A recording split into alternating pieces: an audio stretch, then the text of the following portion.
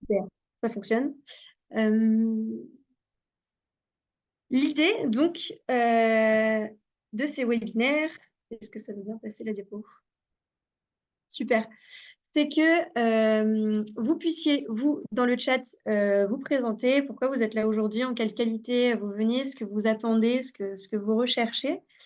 Et ensuite, que nous, donc moi, en l'occurrence, pour l'équipe Montagne Zéro Déchet de Mountain Riders et les experts qui vont intervenir dans ce webinaire, vous partagent tout un tas de données sur la pollution et le cycle de l'eau.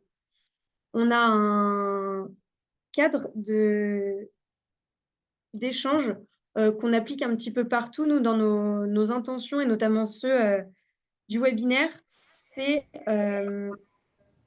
L'idée, c'est de pouvoir engager les acteurs, alors tous les acteurs, mais notamment les acteurs de la montagne. Ah, super. Bonjour Adeline qui nous rejoint, si ça fonctionne.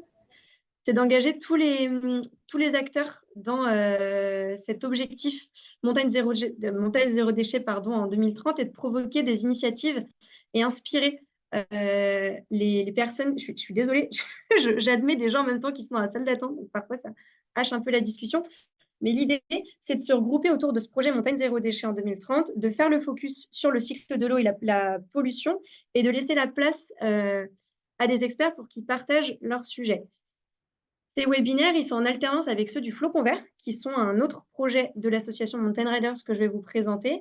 Donc là, nous, on est sur la pollution et le cycle de l'eau. Et puis en mars, on aura sur le même créneau horaire, donc le jeudi 14, un sujet sur l'eau.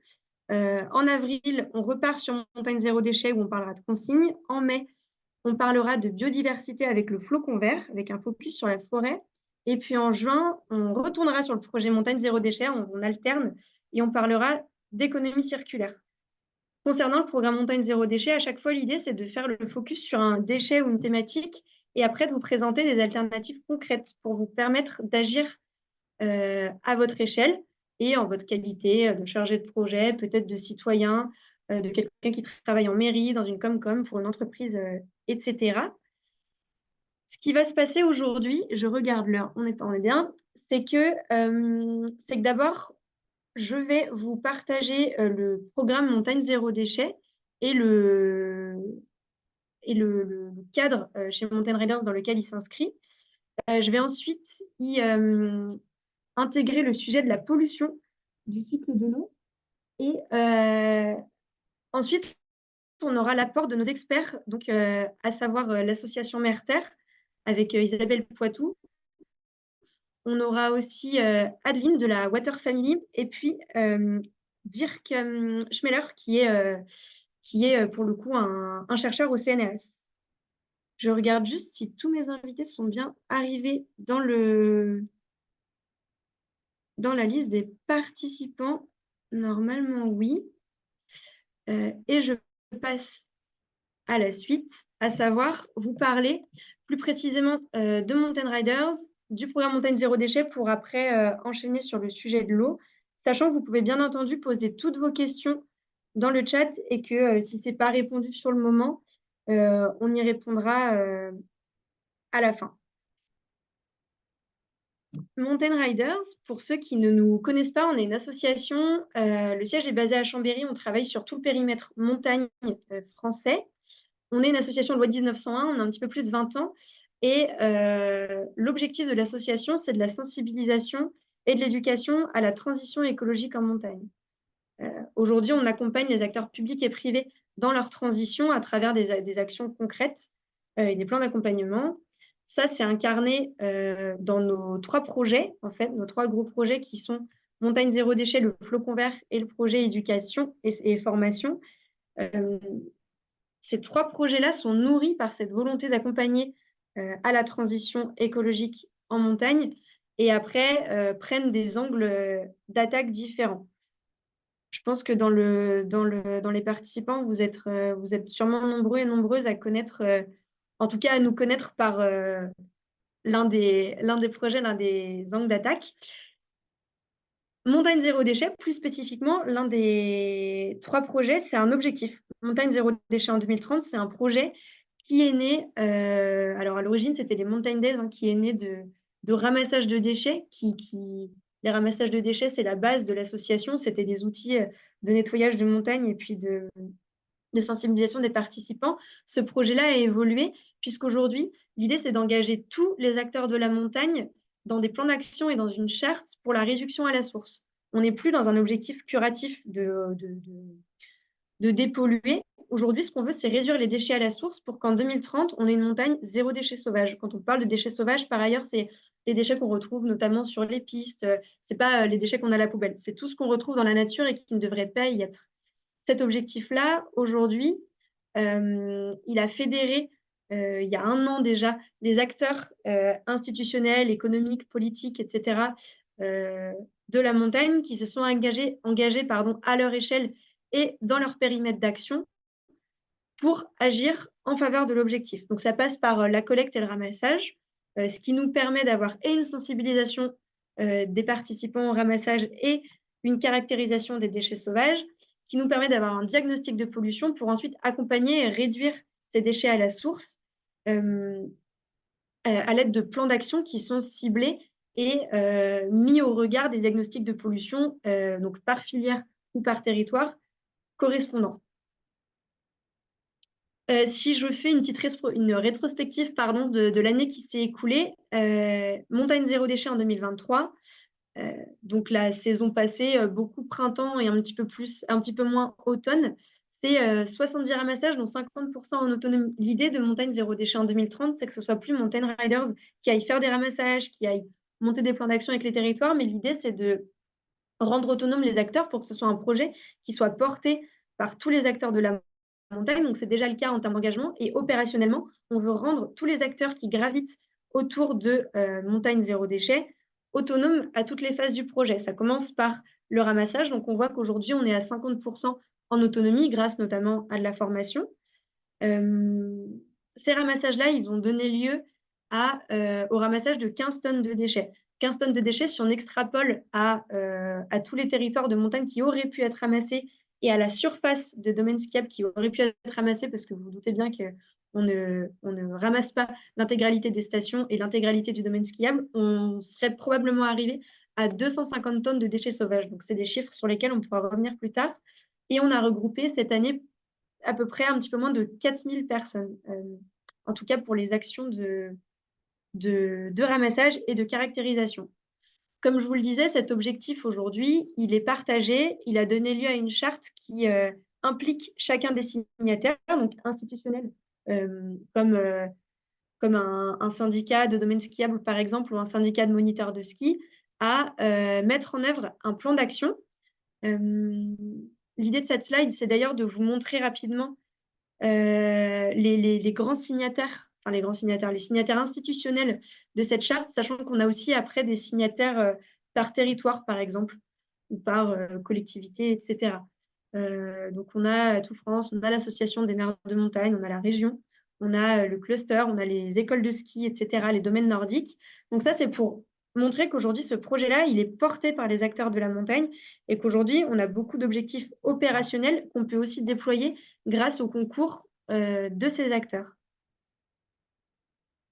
Comme je vous le disais, l'idée, c'est de réduire, de sensibiliser, de collecter et d'évaluer. Je vais pas faire tout l'historique et le fonctionnement de cette charte, mais de toute façon, une charte égale un plan d'action. Aujourd'hui, on ne peut pas juste faire une charte et dire on s'engage, c'est on s'engage parce que, et voilà comment on va mettre en œuvre les choses au regard du diagnostic de pollution, de la caractérisation qui a été faite sur les déchets. Mais en tout cas, sachez que c'est à ça que s'engage chaque acteur ou actrice qui signe la charte. La trajectoire qu'on a donnée, elle nous amène à moins 100% de déchets sauvages en 2030. Pour l'année 2024, donc on veut atteindre un moins 10% des déchets qu'on trouve. Ça implique, comme je vous le disais, les acteurs économiques, les collectivités locales, les filières nationales, mais aussi les institutions. Et l'idée, c'est de travailler acteurs de terrain, les parties prenantes économiques, politiques, etc. et Mountain Riders. Nous, on est là pour animer et faire le lien entre toutes ces parties prenantes pour que la mayonnaise se prenne, en fait, pour qu'on continue d'avancer dans le bon sens et tous ensemble. Hop là. On a encore de nouvelles personnes qui nous rejoignent. Bienvenue. Pour faire le lien avec un autre projet de la structure dont j'ai parlé tout à l'heure qui s'appelle le flocon vert, et il faut que j'accélère un petit peu, les sujets sont liés. Donc, les territoires qui s'engagent dans le label et la démarche disant flocon vert vont travailler sur cette question des déchets et de l'eau, parce qu'aujourd'hui, le sujet, c'est aussi l'eau et surtout le cycle de l'eau. Les territoires vont s'engager sur ces sujets-là. Ça, c'est pour montrer aussi que c'est perméable. L'idée, c'est qu'on parle de transition écologique. Nous, on fait un focus sur le déchet, mais bien évidemment que la transition, elle passe par tout un tas d'aspects et tout un tas de portes d'entrée. Si on fait le zoom sur l'eau, moi, je vais rapidement passer sur ce que nous, Mountain Riders, on connaît de la pollution et de l'eau, avant de laisser la parole à des personnes qui sont bien plus qualifiées que moi.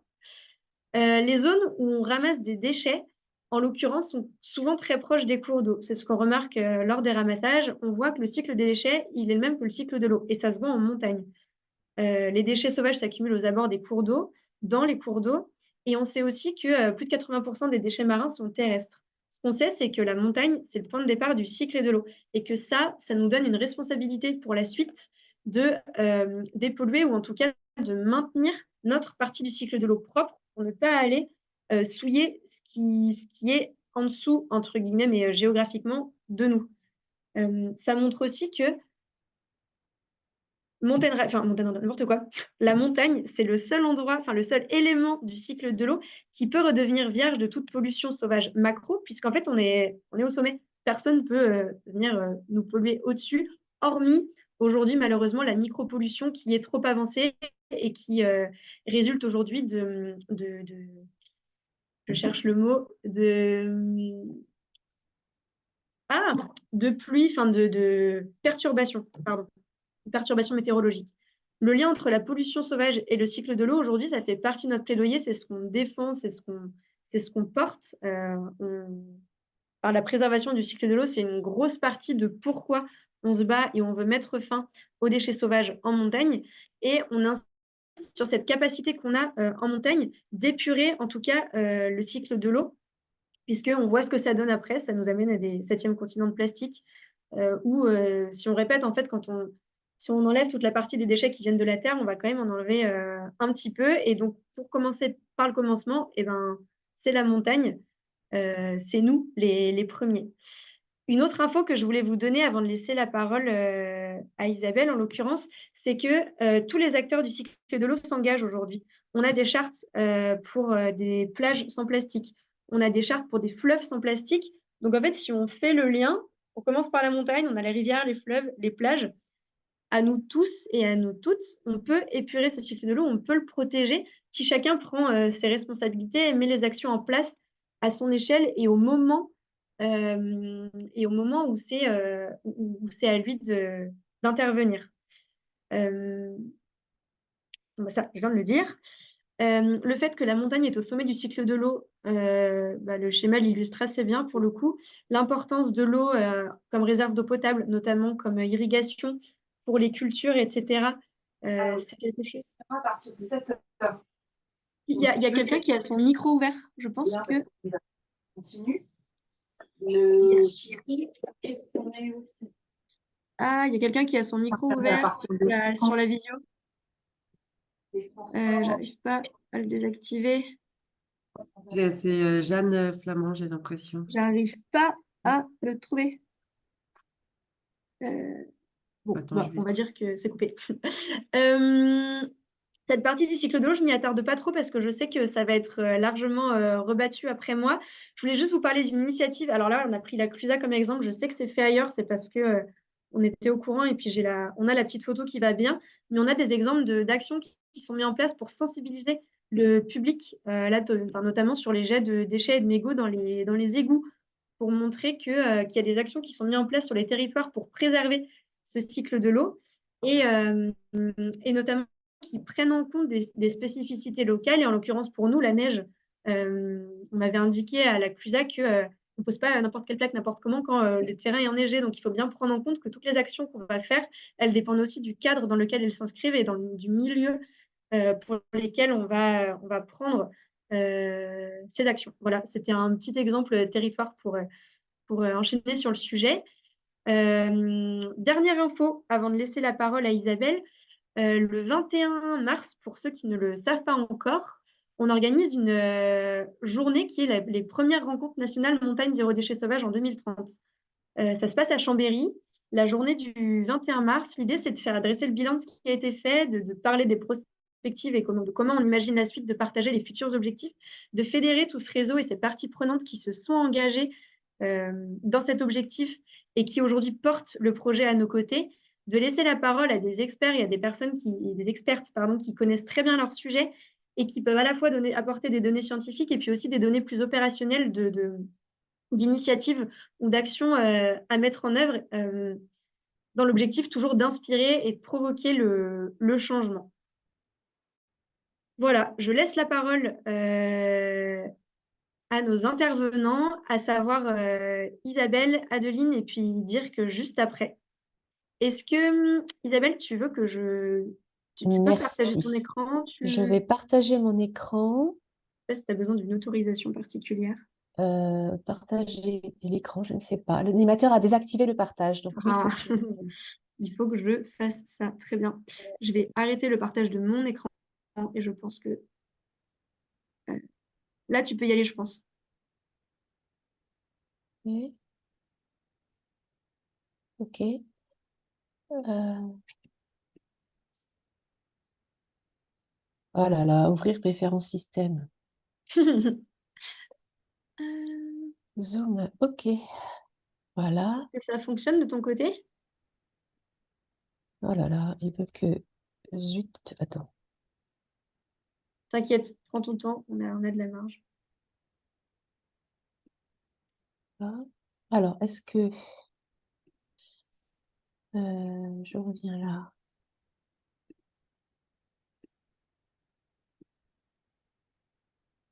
Euh, Est-ce Ah, super, on va le voir. que vous voyez Alors, on mon voit écran? bien, Ok, on je vais t'entend montrer juste l'écran. très bien. C'est ok pour vous? Vous Ouais, c'est m'entendez bon. pas très bien? Ok. Là c'est bon. C'était le temps que ça partage, je pense. C'est bon comme ça? Ça va? C'est Vous bon, on m'entendez? t'écoute. Ok, très bien. C'est parti. Merci Margot. Ben, merci pour cette invitation. Moi, je suis Isabelle Poitou, je suis la fondatrice et la directrice de l'association Merterre. Nous sommes spécialisés en France sur la définition de méthodologies de caractérisation des déchets au service des politiques publiques, dans le but de réduire efficacement, effectivement, ces déchets abandonnés diffus dans les bassins versants qui descendent vers la mer. Nous travaillons, moi je travaille depuis 30 ans et l'association a été créée en 2000. Ça fait 30 ans que je travaille sur ce sujet. Euh, Margot m'a invité à faire tout d'abord une approche plutôt conceptuelle, enfin des principes de base de la compréhension des phénomènes de... Alors, pourquoi est-ce que je peux pas... Ah, voilà. De transfert du grand cycle de l'eau, en fait, hein, qui contribue à comment dire, qui charge les voies de transfert, en fait, de ces déchets des bassins versants vers la mer. Donc, le grand cycle de l'eau, c'est celui de l'eau naturelle. L'eau s'évapore dans les océans, dans les mers et dans les lacs, et de plus en plus avec le dérèglement climatique. Donc, on a des quantités d'eau très importantes qui sont chargées dans l'atmosphère, dans l'air, et constituent des nuages qui vont ensuite décharger leur contenu par précipitation sur les continents, notamment. Ces eaux d'hier, les fleuves, puis vers la mer.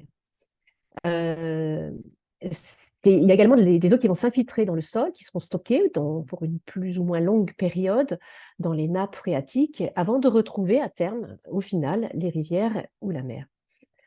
Parfois, ce grand cycle est perturbé par les activités humaines.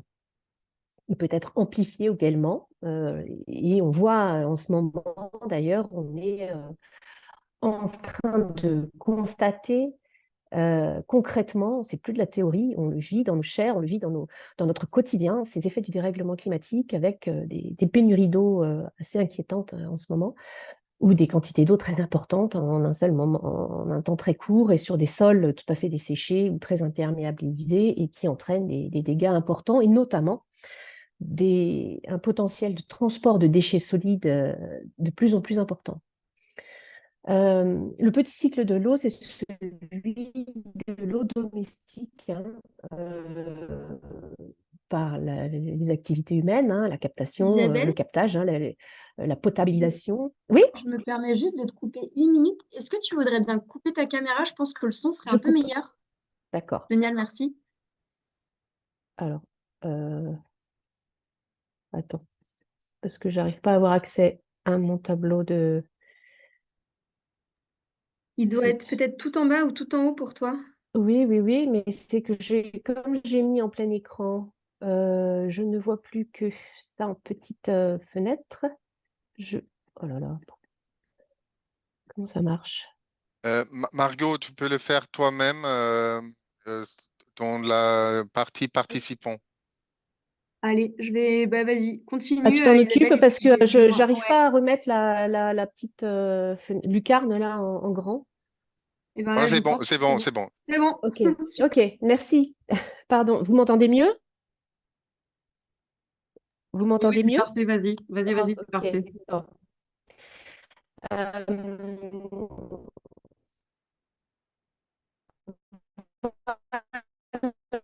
ah, en fait, j'aurais pu faire sur trop de l'eau, c'est la potasse avant leur retour en milieu naturel, parce que quoi qu'il arrive, l'eau va devoir aller quelque part. On la garde pas. Elle s'écoule avec ce qu'elle a dedans en plus ou moins grande quantité. Et donc, notre rôle à nous, gestionnaires et utilisateurs, c'est d'être attentif à veiller à ces quantités d'objets anthropiques qui sont véhiculés par le grand cycle et le petit cycle de l'eau. Euh, je vous ai préparé des slides qui présentent un petit peu, enfin, un petit peu, qui présentent la problématique de ces déchets abandonnés diffus, de ces objets qui sont très présents dans notre environnement, du fait d'un comportement humain euh, qui a été l'usage depuis très longtemps. On a malheureusement pris de très mauvaises habitudes depuis de nombreuses années sans s'inquiéter parce que ces objets du quotidien ont un caractère inoffensif du fait de leur côté très familier. Ils emballent notre nourriture, à la pollution. Si c'était polluant, ça se saurait et tout le monde ferait attention. Enfin bon, il y a un vrai problème de conscience de la gravité qui a entraîné un retard, grand retard dans la prise de position et de solutions, la mise en œuvre de solutions par les pouvoirs publics. Ça fait quand même quelques années qu'on sait que c'est un problème et on met quand même beaucoup de temps à se mobiliser et à organiser le système pour y répondre à la hauteur de l'enjeu. Donc là, on voit que le point de départ, c'est quand même l'individu, qu'il soit citoyen, directeur de services techniques, dans grande entreprise, d'industrie, de production, tout l'ensemble du socio-écosystème en tant qui est composé d'une somme d'individus, a plus ou moins conscience du sujet. Et comme le groupe partage la même idée que c'est pas grave, tout le monde a pris ses mauvaises habitudes. Donc le citoyen et l'individu, malheureusement, jettent sans penser mal faire. Comme tout le monde fait comme ça, c'est normal, et les collectivités territoriales n'ont pas forcément montré que c'était important non plus. Donc on a un comportement très répandu et qui est là depuis très longtemps, et nos objets ne sont malheureusement plus biodégradables depuis bien longtemps. Et donc, on va avoir des rejets dispersés un peu partout, et des entreprises également. On commence par le comportement individuel. Euh, Ensuite, on va avoir des pertes, hein, des comportements qui peuvent être aussi très... même on dit involontaires, mais il peut y en avoir des volontaires. On a des crimes contre l'environnement, même parfois, on peut le dire comme ça. Mais des très grosses incivilités, des dépôts sauvages, ce sont des délits, hein, avec des dépôts sauvages importants en bordure de cours d'eau, au bout du champ, voilà. Et souvent, très souvent, depuis l'aube de l'humanité, donc l'homme utilise l'eau pour épurer. On s'installe en bordure de cours d'eau, on prend de l'eau propre en amont et on relargue de l'eau sale en aval. Et puis ça passe aux voisins et ça se passe bien comme ça. Et finalement, on se retrouve avec des réseaux, des cours d'eau qui étaient... nous, à Marseille, on a des cours d'eau qui sont très, très impactés par des comportements qui ont fait la norme, où le cours d'eau est devenu un égout à ciel ouvert et un dépotoir. Nettoiement plus ou moins approprié, parce que dans ces métiers-là également, la conscience de la gravité et de l'importance de l'enjeu n'était pas forcément là, et elle commence à arriver, mais c'est très, très long. Il fallait des moyens économiques, il fallait des politiques publiques, ça a mis du temps, mais on a enfin un contexte actuellement qui est beaucoup plus favorable qu'il y a encore 3-4 ans. Donc, les associations ont un rôle très important, et merci à elles, et les scientifiques aussi, parce que ça nous a permis de progresser dans la prise en compte publique, hein, et Mountain Riders a fait partie de ces associations, Merter aussi d'ailleurs, Surfrider aussi. Mais voilà, on a un rôle quand même, nous, de lanceurs d'alerte et d'experts finalement sur ce sujet. Donc, des dispositifs de collecte et des pratiques de nettoiement qui ne sont pas forcément toujours adaptés à la gravité de l'enjeu. Et là, il y a un gros travail à faire. Et le chantier est sur le... Il y a du pain sur la planche, mais le chantier est en cours, quoi, on va dire. On va avoir des aléas naturels qui, au-dessus, enfin, voilà, sont les effets humains. Et puis ensuite, par-dessus cela, il va y avoir donc le grand cycle de l'eau et le petit cycle de l'eau qui vont contribuer à transporter ces objets qui fuitent des eaux hydrographiques, les réseaux d'eau pluviale, de nettoyage des rues, de lessivage des rues. Dès qu'il pleut fort, nos égouts vont récupérer tout ça, les transporter vers les cours d'eau et qui ensuite vont aboutir dans le milieu marin.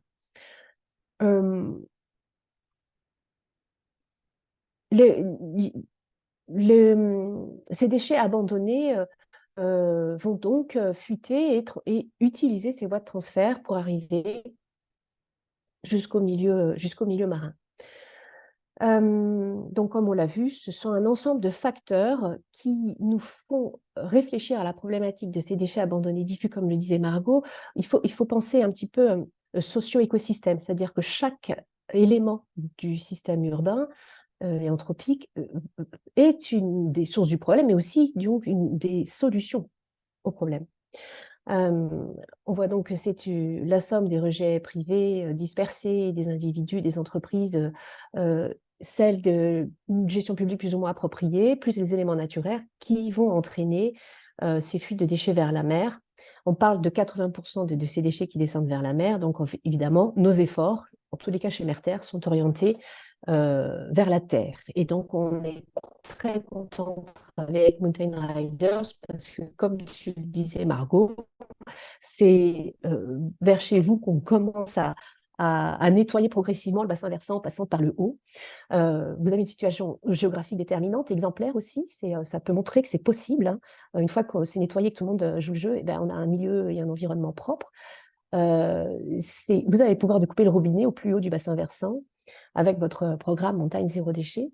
Il s'agit de montrer une solidarité terre-mer, hein, avec les communes en aval et littoral, qui vont être, elles, réceptrices tout au long du bassin versant. Donc, il s'agirait de progresser en descendant des montagnes progressivement vers la mer. Et si on pouvait imaginer une prise de conscience et des actions concrètes et effectives au fur et à mesure, ce serait voilà, l'idéal, le rêve, on y croit, hein, parce que je pense que c'est possible.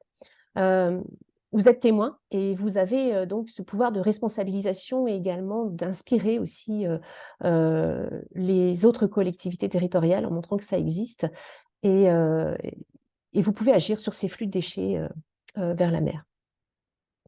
Alors ici c'est l'Uvonne, hein, et ensuite ces déchets flottants qui aboutissent en mer. On parle beaucoup des problématiques plastiques, évidemment, parce que ce sont ces objets qui sont les plus préoccupants. Ils ne sont pas biodégradables, ils sont fabriqués pour ne pas être biodégradables, ils sont imputrescibles puisqu'ils emballent notre nourriture et effectivement, la nature ne sait pas les biodégrader, les digérer. Donc, ils sont là pour très longtemps. Ils vont se dégrader en microparticules, en petits objets, en petits morceaux, parce que le soleil, lui, va être capable de casser les molécules, les liaisons entre les hydrogènes et les carbones, mais ça n'est pas digéré et découpé en petits morceaux comme un système digestif habituel. Les déchets, il faut arriver en mer, c'est-à-dire que nous avons tous une responsabilité dans ce bassin versant de ce qui se passe en mer. Et les conséquences sont dramatiques. Donc, on observe dans le milieu marin, je ne vais pas déployer, développer ici, hein, mais ces déchets ont des impacts qui sont qui ont des effets différents, de formes différentes. Hein. Parce qu'ils sont en tant qu'objets présents, quand on a des molécules chimiques, on va parler de cadmium, de plomb, des métaux lourds, bon, c'est un effet en particulier, mais là, c'est un supermarché à l'envers, en fait, tous ces objets. Et donc, on a énormément de pollutions différentes qui vont se générer. Mais déjà, en tant qu'objet, il y a des pollutions mécaniques. Les animaux s'enchevêtrent dedans, mais nous-mêmes aussi, on peut s'enchevêtrer dedans. Les ingestions, donc comme vous le savez certainement, les tortues qui mangent des plastiques, mais pas que. Plus l'animal a une bouche de petite taille et plus les objets se dégradent en petits morceaux. Vous savez que la pyramide de la biomasse fait qu'on a un nombre d'individus beaucoup plus important quand on diminue en taille. Et nos objets, malheureusement, se cassent en petits morceaux. Et donc, on a un impact de ces particules qui se dégradent au fur et à mesure en taille, qui est très important plus on descend en taille des objets. Le transport d'espèces invasives, donc ces objets, une fois présents dans le milieu, vont servir de radeau et transporter tout au long des courants marins des espèces qui pourront complètement modifier les écosystèmes dans lesquels ils vont arriver. Je suis à votre disposition si vous souhaitez que je développe, hein, parce que je vais très vite, parce que le temps n'est pas immense, donc je ne vais pas pouvoir développer plus que cela, mais à votre disposition si vous avez besoin de précision. Les fonds marins sont aussi recouverts ensuite de ces déchets, mais les cours d'eau également, hein, les fonds des cours d'eau ou les berges des cours d'eau.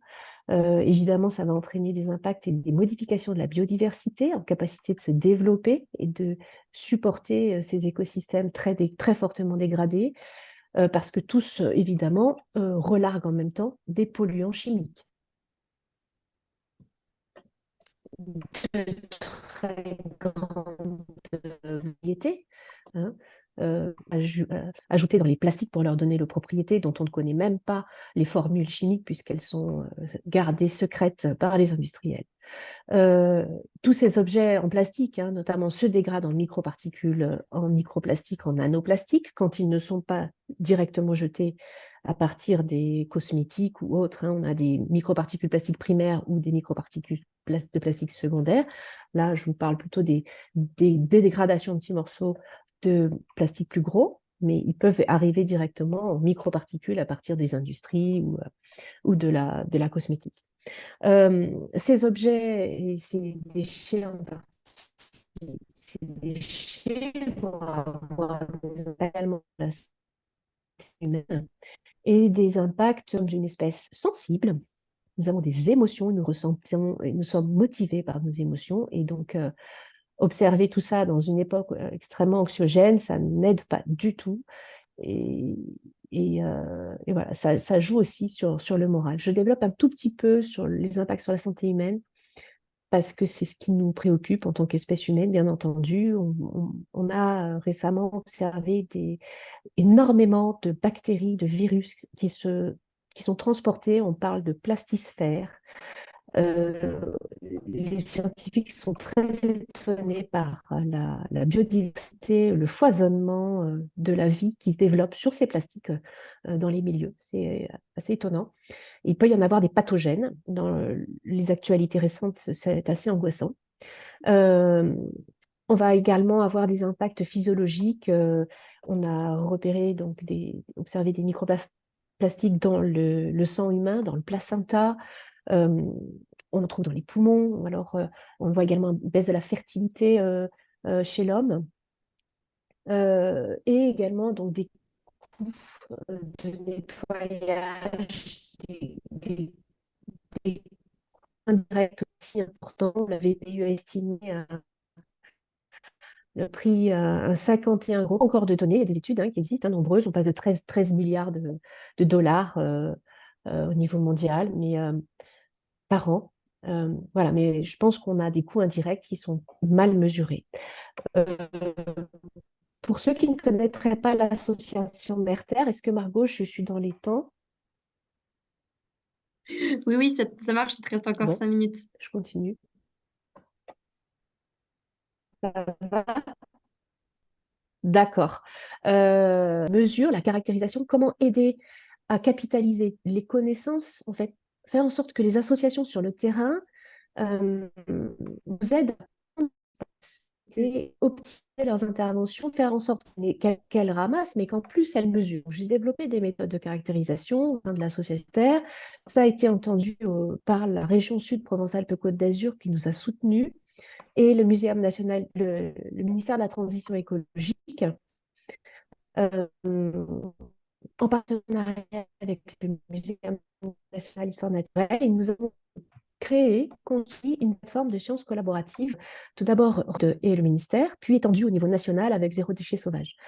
Il s'agissait de capitaliser, centraliser ces informations afin d'avoir un langage commun, une vision commune et des outils partagés qui nous aident à comprendre la situation et ainsi mieux agir dessus. Donc, outils de sensibilisation, d'éducation, de formation qui recensent les solutions et qui permet d'aider les pouvoirs publics et les gestionnaires.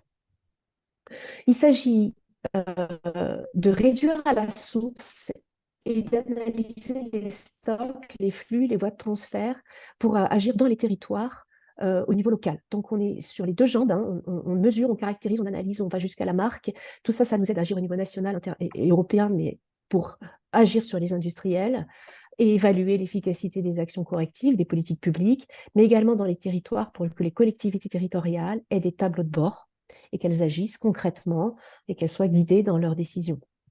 Tout ça pour, à la fin, réduire tous ces déchets abandonnés diffus.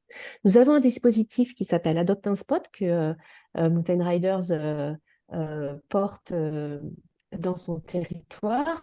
Mountain Riders est un copilote de la plateforme Zéro Déchet Sauvage et qui transfère donc dans ces territoires les méthodes, les outils et qui nous permet de mettre en commun la connaissance que vous avez du terrain dans cette plateforme nationale.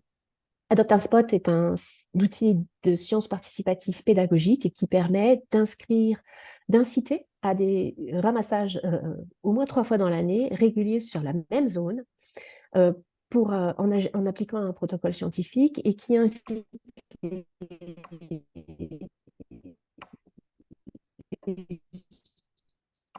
l'utilisateur, on aime bien à imaginer eux-mêmes des solutions très pratiques et à les partager des actions très locales. Cette plateforme propose des tableaux de bord. Quand on fait Adopt un Spot, on a des data visualisations encore plus poussées et on voit au fur et à mesure dans le temps l'évolution de ces déchets. On l'espère diminuer. On voit là qu'on observe des diminutions sur les graphiques qui vous sont montrés tout de suite. Nous avons réalisé un bilan depuis 3 ans que la plateforme a été créée. Elle a été créée en 2019 d'abord sur la région Sud, puis 2021 à l'échelle nationale. Mountain Riders fait partie des pionniers et des premières associations hyper engagées avec nous dans cette bancarisation des données. Donc, on vous a fait une petite présentation parce qu'on est en train de travailler sur les chiffres là, pour sortir un bilan national. Et on a essayé de sortir une évaluation des quantités de déchets en montagne par rapport à celles qu'on trouve sur le littoral et dans les cours d'eau. Donc en montagne, en moyenne, on observe 0,8 litres pour 100 mètres carrés, avec une médiane de 0,36 litres pour 100 mètres carrés. Dans les cours d'eau, vous voyez qu'on augmente, c'est extraordinaire à quel point en fait, là je vous parle de cours d'eau dans des grandes villes urbaines littorales.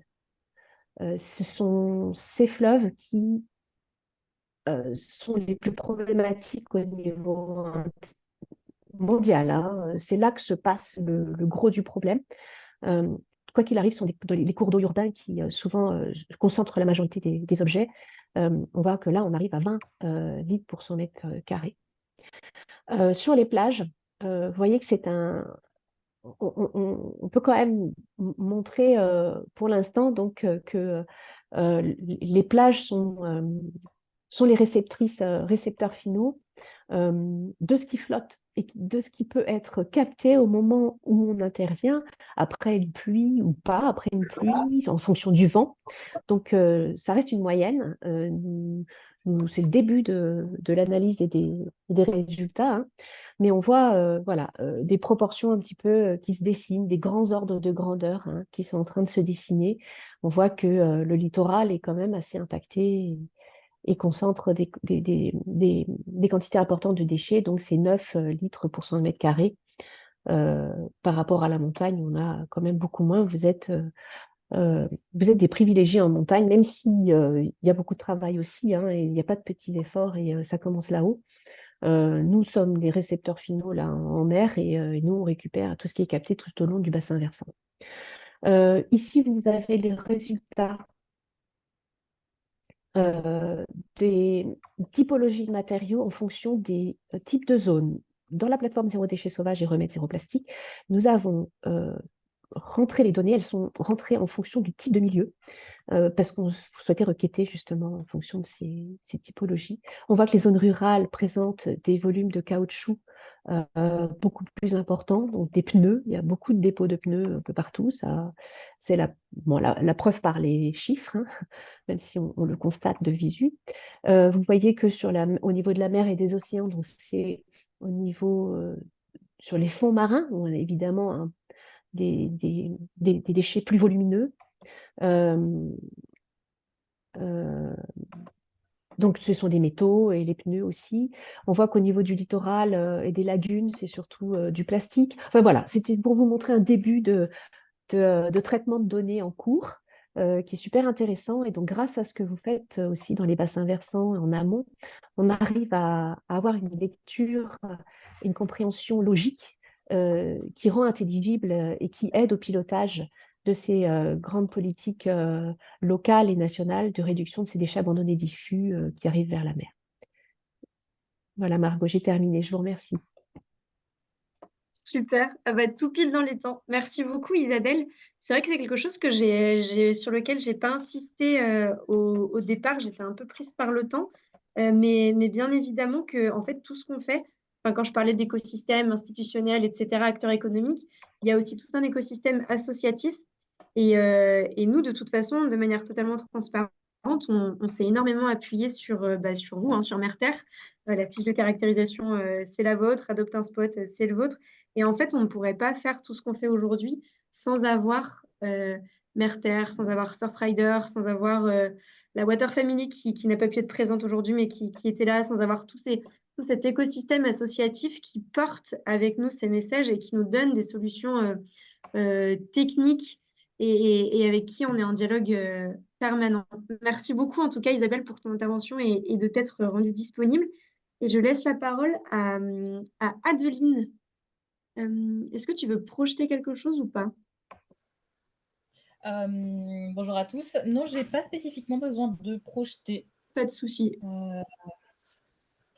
Mais je suis intéressée si tu peux remettre ta présentation Je vais la au remettre, niveau ouais. des déchets dans l'océan. Parce que tu avais un beau Ah, mais focus. celle juste avant, c'était celle de Isabelle, pour le coup. Oui, non, mais celle que tu avais faite toi avant encore. Ah, pardon. Au moment, tu as un passage sur les gyres océaniques avec les continents de Alors, déchets.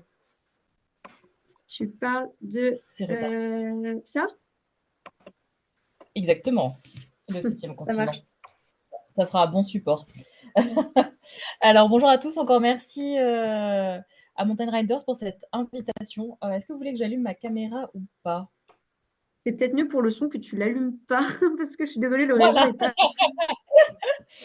Écoutez, ça ira alors, je ne l'allumerai pas. J'ai compris. Donc, merci pour cette invitation. Donc, je suis Aline Play, je travaille au sein de l'association Surfrider Fondation Europe, qui est une association de protection des océans, du littoral ainsi que des usagers. Donc, ce qu'on cherche à faire vraiment, c'est pouvoir porter la voix de l'océan dans toutes les instances où on peut, car finalement, c'est souvent un peu comme nous venons de le voir précédemment, c'est un peu le dernier maillon de la chaîne et il a tendance un peu à en pâtir.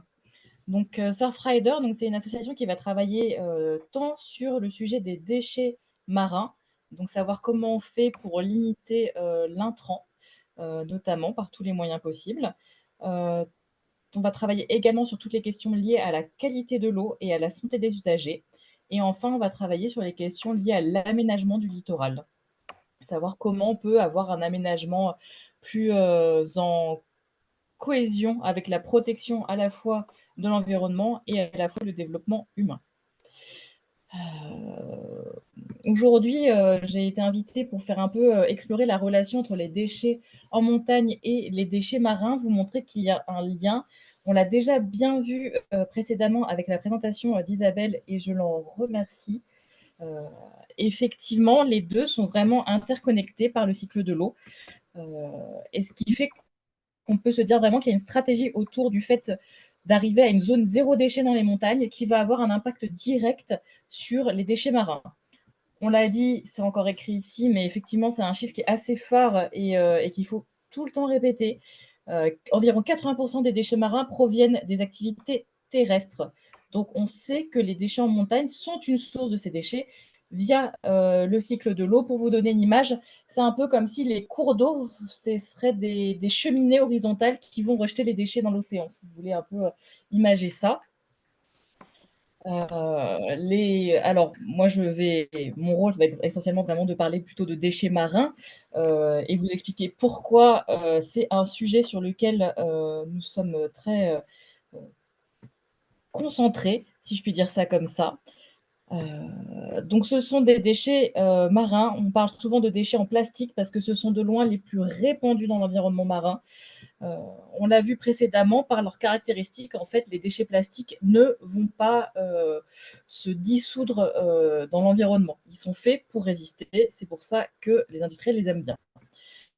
Pour vous donner un peu des grandes idées, on estime que chaque année, environ 10 millions de tonnes de déchets plastiques finissent dans l'océan, ce qui fait à peu près un camion poubelle par minute, pour vous donner un ordre de grandeur. Et ensuite, ça va s'agglomérer dans les 5 gyres océaniques. Donc, on parle par exemple du 7e continent. Là, vous l'avez donc en photo, une de ces gyres en tout cas. Et on a l'impression que ça fait beaucoup, beaucoup de déchets, un peu comme vraiment un continent. Ce qu'il faut garder en tête, c'est que ce n'est pas du tout ce ressenti-là, c'est vraiment plutôt un ressenti de soupe de plastique, si je puis dire ça comme ça, dû au fait que ces plastiques se désagrègent et perdent leur qualité, si je puis dire, de plastique, une fois dans l'eau. Il y a un effet effectivement un effet mécanique qui fait que le plastique, une fois dans l'eau salée, il va en fait se dissoudre en plusieurs petits morceaux, et etc., jusqu'à se transformer en microplastique. Donc en fait, plus le plastique passe de temps dans l'eau, enfin dans l'océan en l'occurrence, plus il va se réduire pour finir comme une sorte de grande soupe. Et d'ailleurs, on a l'impression que du coup, ça flotte. C'est notamment cette sensation qu'on peut avoir avec ce discours autour du 7.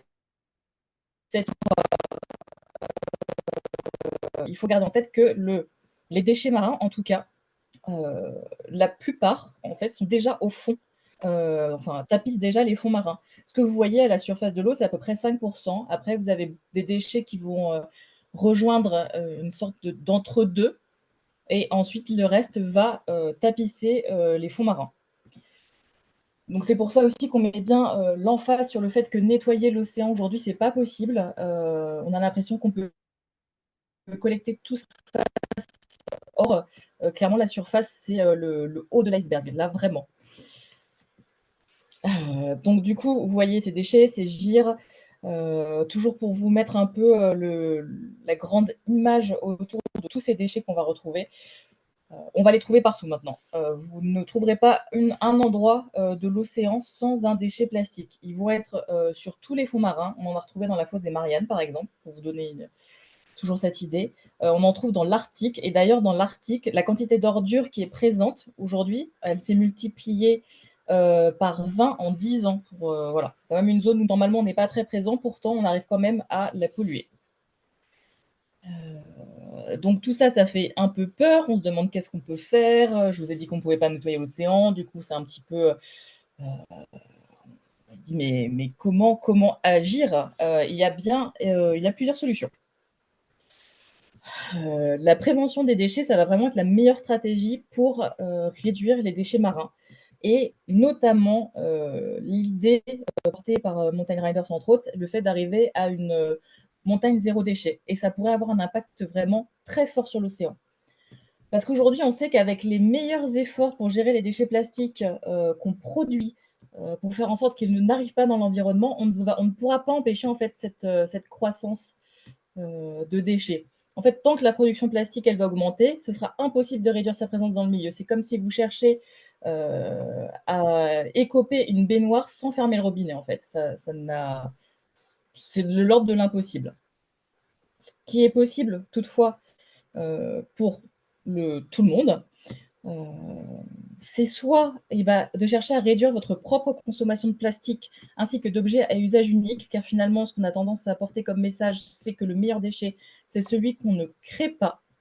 Donc en fait, en cherchant à chaque fois des alternatives zéro déchet, ou en réfléchissant à la consommation que vous allez faire de plastique notamment, vous pourrez réduire votre impact, car en ne produisant tout simplement pas de déchets.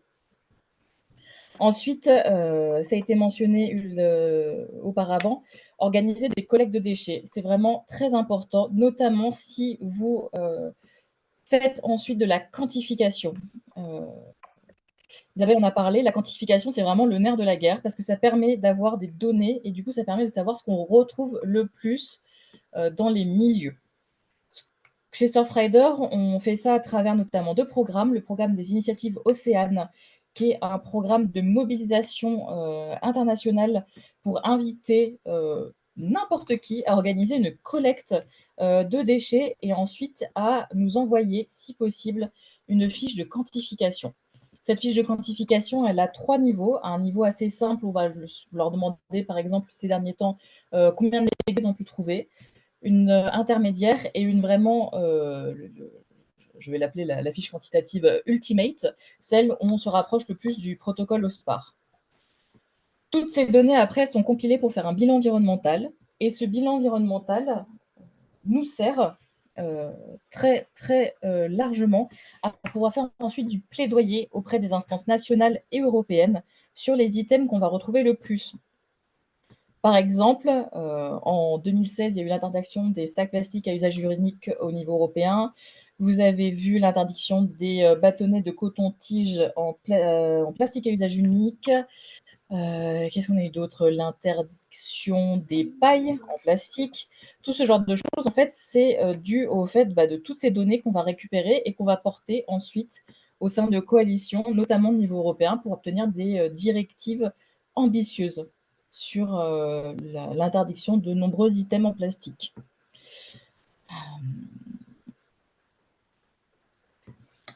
Donc, on a parlé de réduire notre consommation, d'organiser des collectes. Il y a un point aussi, c'est vrai qu'on... Tous ces déchets qui viennent de l'intérieur des terres, c'est fameux 80%.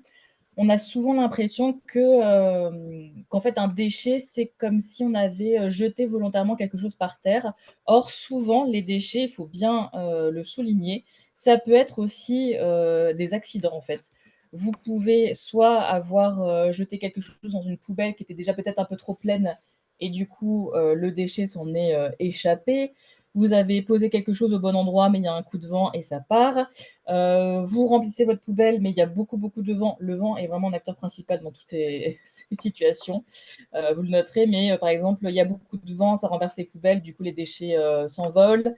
Il y a tout ça qui fait que même si vous cherchez à être vertueux dans votre gestion de déchets, tant en tant que citoyen que collectivité, en fait, il y a toujours encore un dernier petit passage à traverser. Euh, c'est quelque chose qu'on va retrouver dans un autre programme de Surfrider, qui est le programme Plastic Origins, qui est un programme qui cherche à quantifier l'apport des déchets via les cours d'eau, donc les rivières, et dans lequel de nombreuses fiches solutions ont déjà été établies pour répertorier un peu les problèmes qui peuvent être rencontrés par les collectivités, pour ensuite faire un retour d'expérience et les aider, le mot m'échappe, les aider du coup à corriger certains problèmes qu'elles peuvent rencontrer. Donc par exemple, effectivement, les poubelles qui se renversent dû au vent, savoir comment on peut faire, comment faire pour toutes les questions de bouteilles d'eau en plastique, par exemple, comment faire face aux dépôts sauvages, toutes ces questions-là, en fait, qui font que même si vous cherchez vraiment à faire le mieux possible, il y a toujours un petit pépin. Et voilà, c'est comment on règle tous ces petits pépins, mais qui à la fond font des grandes gires de plastique dans l'océan.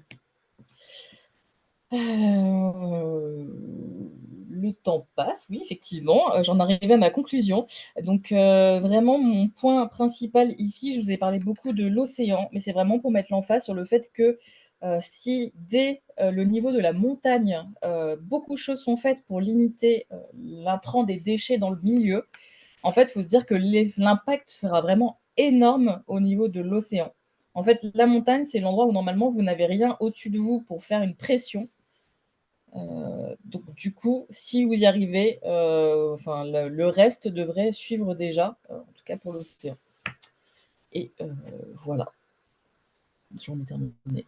Merci beaucoup. Merci beaucoup, Adeline. Si je devais rajouter une chose à ton intervention, c'est le fait que c'est possible aujourd'hui d'épurer Oui, complètement le cycle de l'eau au niveau de la montagne. Là, tu parlais tout à l'heure du chiffre de 10 millions de tonnes de déchets plastiques qui se sont déversés dans les océans. Nous, on a estimé qu'en montagne, aujourd'hui, on aurait pu trouver, enfin, l'année dernière, 250 tonnes de déchets. Ça paraît énorme, 250, mais en fait, quand on le met en relation avec des chiffres qu'on trouve ailleurs, en ville, sur les plages, dans les océans, etc., on se rend compte qu'en fait, c'est possible parce que déjà, notre chiffre, il est pas si énorme.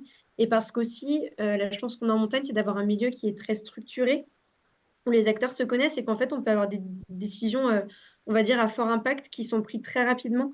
On a un milieu économique qui est fédéré, qui a les moyens, et ça s'est vu à travers notamment toutes les institutions qui se sont engagées dans cette charte. Et c'est aussi le message qu'on veut faire passer, c'est que c'est possible. Enfin, on s'y est engagé collectivement et on va le faire. Et en plus, on va y arriver. Merci à beaucoup en tout 100%. d'avoir mis en Merci évidence beaucoup. et à la fois le rôle terrestre qu'on a de couper le robinet à la source et aussi d'avoir soulevé ces initiatives d'accompagnement, de caractérisation et aussi de ramassage. Et je donne la parole à notre dernier intervenant, Dirk Schmeller. Je vais vous laisser la parole. Il faut juste que je coupe, je pense, mon partage. Yes, ça marche. Super. Voilà. Merci beaucoup. Bon, j'espère vous n'êtes pas trop déprimé déjà, hein, parce que je vais ajouter encore un peu, hein. Euh, oui, Margot, elle m'a demandé de parler un peu sur la pollution sur des lacs d'altitude et aussi un peu des rôles des lacs d'altitude sur le cycle de l'eau. Et hop, ça fonctionne pas. Voilà. D'abord, bon, vous avez déjà entendu un peu de la connexion montagne juste à la mer, mais les montagnes, c'est les châteaux d'eau du monde. Ça, c'est juste un exemple, mais la Rhône, par exemple, elle servit 10 millions de personnes. Le Rhin, il a 41 millions de personnes. Et si on allait en Asie, Indus, c'est 235 millions de personnes qui sont servies par ces fleuves qui sont tous originaires des montagnes. Parce que c'est la montagne qui collecte toute cette eau et après ouais, créer des, des rivières, des fleuves qui allaient juste à la mer. Et c'est une interaction qui est quand même assez importante. Et c'est aussi un peu à comprendre que tous ces trucs-là sont bien connectés. La mer ou des surfaces de l'eau, ils ont l'évaporation, mais aussi les forêts, ils contribuent à ça. On a ceux qui montent cette humidité, fait une condensation. Et après, c'est poussé contre les montagnes. Et quand c'est poussé contre les montagnes, ça refroidit. Et avec cet refroidissement, euh, comment je peux dire, on a une précipitation importante qui est liée avec le chargement des nuages. Voilà, ça c'est un peu le cycle du lot important avec après pluie, neige et glace qui ça met en route. Je ne sais pas, quelqu'un a encore un microphone ouvert, ça fait un peu des bruits, je crois. Ça sert à bien de le fermer, merci. Euh, et la question sur laquelle moi je travaille, c'est à quel point ces, ces précipitations amènent la pollution aussi dans la montagne. Là, vous avez surtout parlé des déchets. Moi, je parle surtout de la pollution chimique. Ça veut dire on a des utilisations des produits, des déchets des molécules en basse altitude, dans des villes, sur les gens, agriculture, etc. Tout ça avec la évapotranspiration, avec la précipitation en montagne, a une belle chemin pour aller là-haut, euh, qui fait que on trouve des molécules loin de leur origine, aussi dans les lacs des montagnes. C'est une processus qui fait qu'on a cette pollution chimique en montagne. Évidemment, on a aussi une introduction plutôt directe. Je vais parler de ça un tout petit peu plus tard. Mais le problématique, c'est lié aussi avec les caractéristiques physico-chimiques de toutes ces molécules, parce que on a un gradient de chaud en froid et une précipitation qui est plus importante en haute altitude qu'en basse altitude. Mais chaque molécule fonctionne un peu différent. Il a des caractéristiques plus différentes. On a certaines qui vont précipiter à des températures hautes très vite en basse altitude, et d'autres, ils vont aller en haute altitude ou même encore plus loin, qui fait qu'on a, avec ces milliers de molécules qu'ils ont utilisées en basse altitude, euh, une, euh, une diversité des molécules grands dans le lac des montagnes et qui sont très difficiles à prédire.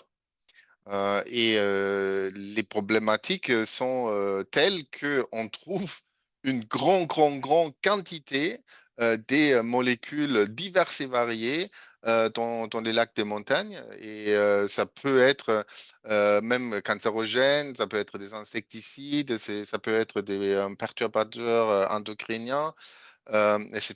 Et sur cette graphique-là, ce que vous voyez, c'est surtout la, le laser pointer est là. Des toxicités dans ce cas-là pour les algues et pour les crustacés.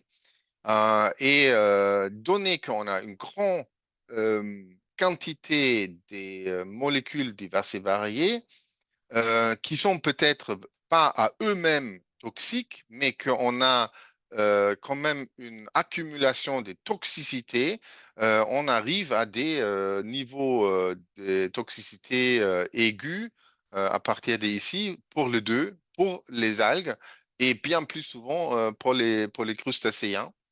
Et ça a un effet assez important sur les communautés dans des lacs, des montagnes. Et avec ça aussi, un problème de qualité de l'eau de lacs des montagnes. Si je vous le montre un peu, on a fait un peu une étude plus poussée sur certains des lacs dans les Pyrénées. Et on voit, bon, on a une toxicité qui reste dessous les niveaux chroniques, mais qui quand même une certaine variabilité. Et vous voyez, on a aussi des jolies molécules comme l'atrazine et l'espiroxamine qui sont quand même assez toxiques là-haut. Et au niveau crustacéen, on voit que on a aussi une toxicité chronique dans presque tous nos lacs et une toxicité aiguë dans deux de ces lacs, dont une plus de toute l'année. Cette toxicité est surtout conduite par deux molécules, le diacinone et le permétrine. Alors, les deux, c'est des insecticides. Normalement, le permétrine est utilisé euh, ouais, sur le bétail, sur les chiens, pas sur les chats, pour le chat, ça ne sera pas bien, mais aussi dans des anti-moustiques et d'autres. Ça veut dire on a plusieurs sources potentielles pour ça. Alors, qu'est-ce qui se passe dans ces lacs après cette introduction des molécules? Et là, on voit qu'avec une toxicité plus en plus haut, on a une perte, une réduction ou une perte complète des crustacés à une côté, mais on a une augmentation des rotifères, par exemple, qui ne sont pas du tout impactés par les insecticides, mais qui sont plus liés avec la toxicité des algues, parce que c'est les algues qui sont leur nourriture principale. Ça veut dire c'est vachement complexe euh, comme résultat de cette pollution chimique. Et qu'est-ce qui est vraiment la fin de cette pollution? Là, à gauche, sur cette diapo, vous voyez une jolie lac. C'est une lac que je visitais dans des capartes en Roumanie. Là, vraiment super clair. On veut vraiment directement aller dedans, boire l'eau. Ça fait vraiment fait envie. C'est super cristalline, exactement comme on aime bien quand on allait en montagne. Voilà, là à droite, ça c'est une photo qui vient des Pyrénées, qui montre très bien une prolifération des algues important, même sur certains endroits ici, vous voir des algues filamenteuses et des cyanobactéries. Et l'eau vient trouble, pas très appétisant, et surtout, oui, c'est un peu étonnant pour une lac de montagne. Bon, dans des méga-bassines, on va avoir ça dans le futur, hein, mais dans les lacs des montagnes, on veut plutôt voir ce qu'on voit ici à gauche et pas une vert fluo comme dans cette lac dans le Pyrénées-Ariégeois. Alors, le problème alentour de ça, c'est parce que la pollution et d'autres impacts fait que la communauté de zooplancton est changée. Là, c'est un exemple de ma recherche qui montre que le zooplancton est une barrière pour les zoospores des champignons qui tuent des amphibiens. Si on a une zooplancton riche et diverse, ben là, on a une barrière, une vraie barrière, et les zoospores de ces champignons sont mangés, consommés, et ils ne peuvent plus faire d'effet sur l'hôte qui est le crapaud accoucheur dans ce cas-là. Alors, nous, on est en train de détruire ça. L'environnement est plus une barrière qui laisse à une côté proliférer les algues, mais qui réduit aussi les consommateurs des zoospores. Ça veut dire on a plus de zoospores qui peut passer, qui peut infecter les alites. Et ça peut être aussi d'autres pathogènes.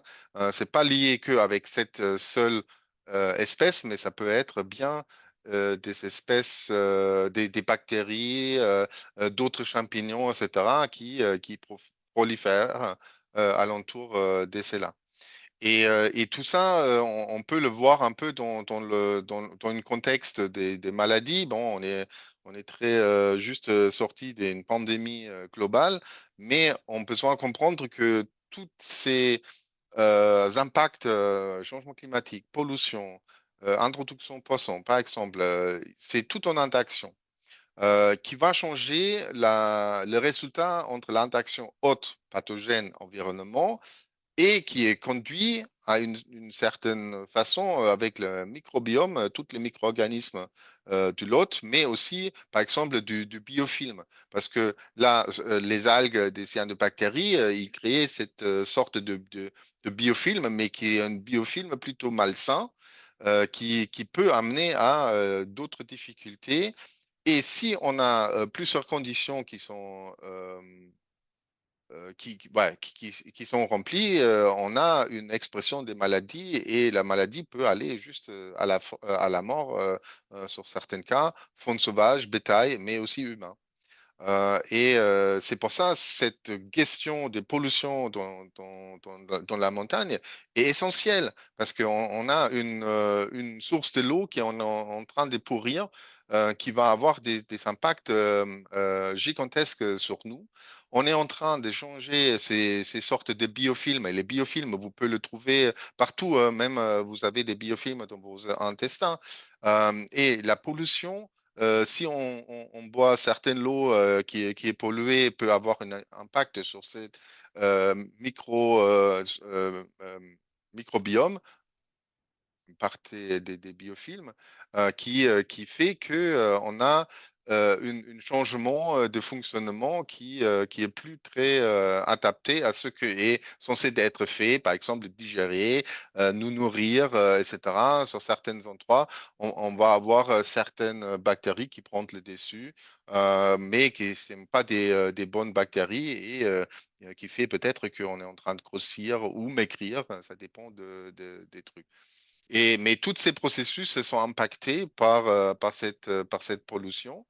Et ce qu'on a vu dans les lacs des montagnes, c'est on a une augmentation des cyanobactéries à un côté, et une partie de ces cyanobactéries sont aussi toxigéniques, ça veut dire qu'ils peuvent produire des cyanotoxines qui peut vous donner aussi une belle diarrhée et qui fait que on ajoute à la pollution anthropique aussi une sorte de pollution naturelle, mais évidemment naturelle comme effet secondaire de la pollution et des impacts sur les lacs de montagne.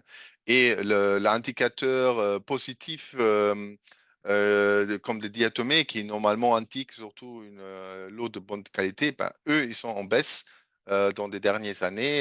Évidemment, ça, c'est pas une super bonne signe qui fait qu'on a des difficultés désolé, c'est les mêmes graphiques.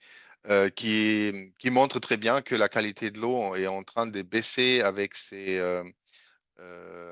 changements prévu. Ça aussi, la photo à droite, c'est une photo que j'ai prise dans une de nos lacs et vous voyez, ça c'est vraiment pas joli et des cyanotoxines, il peut vous donner des douleurs abdominales, maux de tête, maux de gorge, même du fièvre et la diarrhée sanglante, des brûlures, etc. Ça veut dire c'est pas des petite intoxication anodin, non, ça peut être surtout pour des jeunes humains, adolescents, enfants, un problème majeur, un problème de santé majeur. Et sur certains endroits, on a aussi dans les Alpes, on a aussi des rapports que certains chiens sont décédés parce qu'ils ont consommé euh, du biofilm du lot qui a été trop intoxiqué avec des cyanobactéries. Vite fait, parce que je crois aussi mon temps à moi est en train de ça finir, c'est aussi, on a une pollution inorganique avec du plomb qui est quand même important. Le plus vous êtes à gauche sur cette graphique, le plus récent c'est, et on voit sur certains lacs, la quantité du plomb a bien augmenté des dernières décennies.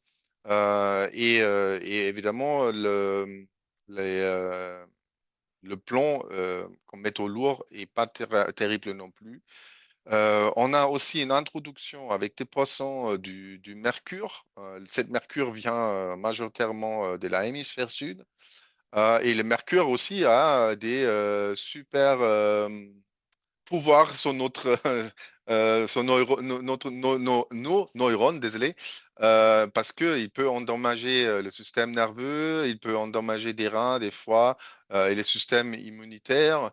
Je parle sur ça sur une de mes vlogs sur ma chaîne YouTube. Mais ça aussi, c'est pas une intoxication qui on veut avoir quand on est en montagne. Mais certains poissons de lac de montagne, ils sont tellement concentré en mercure qu'une consommation peut avoir des effets de santé assez graves sur vous. Ça veut dire, si vous avez un peu des problèmes après avoir mangé du poisson de lac de montagne, ben, c'est mieux d'aller voir le médecin tout de suite.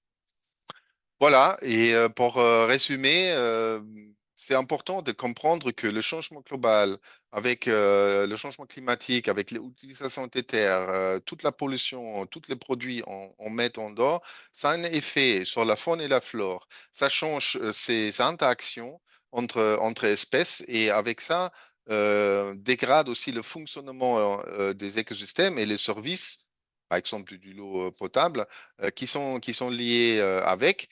Sur certains moments, on a aussi des processus de feedback qui aggravent, comme on a vu avec les algues, le changement environnemental. Et tout ça, ça va avoir un effet sur la qualité de l'eau, sur la santé des écosystèmes en général, qui vont se traduire à des problèmes de santé humaine, eau potable, la production alimentaire, si ça touche par exemple aussi la bétail, qui va entraîner une faim et continuer à dégrader la biodiversité en montagne et ailleurs. Avec ça, je vous remercie avec une jolie photo quand même d'un lac qui reste encore un peu plus clair. Euh, mais en général, malheureusement, je n'ai pas des bonnes nouvelles pour vous alentour de la pollution des lacs des montagnes.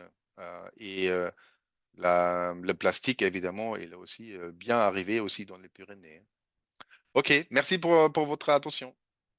Eh ben, merci beaucoup, surtout pour votre intervention très, très technique et fournie. Alors, moi, j'ai quand même des bonnes nouvelles. C'est que, comme on l'a dit avant, il y a des actions qui se mettent en place et ce, à toutes les étapes du cycle de l'eau. On a vu quand même pas mal de notions aujourd'hui de la place du cycle des déchets, le cycle de l'eau, le rôle terrestre, le rôle des bassins versants, le rôle de la montagne, à quel point il peut être crucial.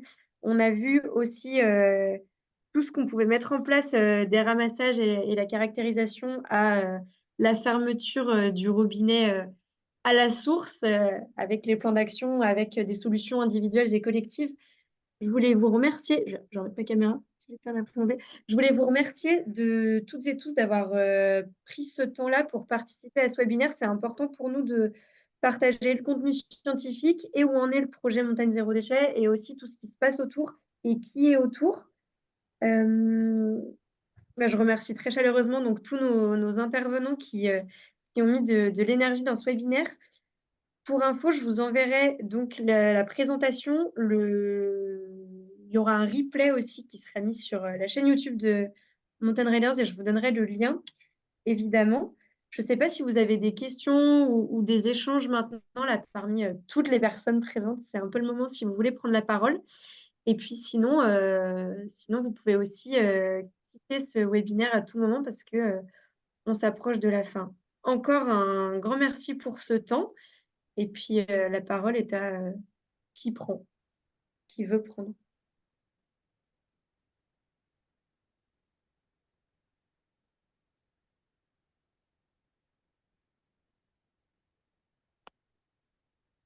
Tout le monde est démoralisé. Ou alors, c'est que c'était tellement clair que personne n'a de questions. Mais bon, c'est ce qui se passe quand on a des intervenants de qualité. Eh bien, si personne n'a de questions, on va clôturer là. Encore un grand merci à toutes et à tous. Et puis, vous aurez de nos nouvelles, notamment par mail. Bel après-midi. Merci beaucoup. Bel Merci, Merci. après-midi. Et Margot. merci pour Merci cette beaucoup. présentation, Dirk. C'était super intéressant et un peu flippant, mais super intéressant. Ah oui, ben désolé, c'est flippant aussi parce que nous, on n'a pas, on a pensé on va trouver quelque chose, mais on n'a pas pensé que c'est à ce point-là et pas non plus avec une toxicité tellement haut. Parce que malheureusement, les produits ils deviennent plus en plus toxiques et c'est plus en plus difficile à les détecter parce qu'on parle des nanogrammes par litre. Et ça, nos machines sont très mal à faire. Et voilà, c'est flippant. Mais malheureusement, je crois, si je continue cette recherche, on va avoir encore d'autres résultats flippants. Merci beaucoup en tous les cas de la faire et de nous informer. Merci beaucoup pour ce webinaire. Au revoir. Merci Isabelle, à Au bientôt. revoir. Au revoir.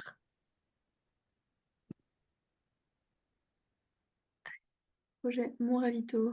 Ah yes.